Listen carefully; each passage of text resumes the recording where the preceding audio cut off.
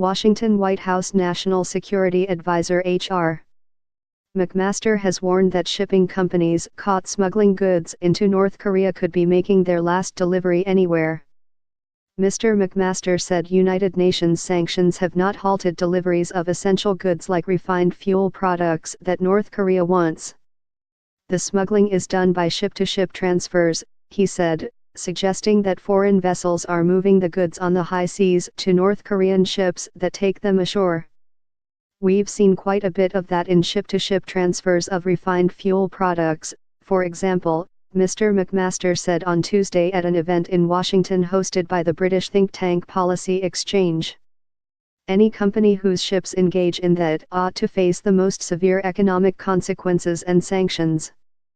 A company whose ships would engage in that activity ought to be on notice that that might be the last delivery of anything they do for a long time, anywhere.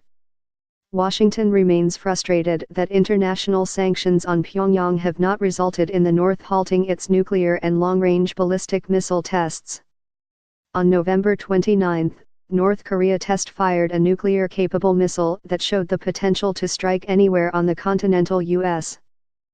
Mr. McMaster called on the international community to go beyond UN sanctions to pressure North Korea, saying it might be our last best chance to avoid military conflict. The U.S. in particular has pressured China to shut down a pipeline delivering crude oil to North Korea, which it hopes would place enough economic pressure on Pyongyang to force it to halt its nuclear activities. Mr. McMaster called on the international community to go beyond UN sanctions to pressure North Korea, saying it might be our last best chance to avoid military conflict. Agence France Presse.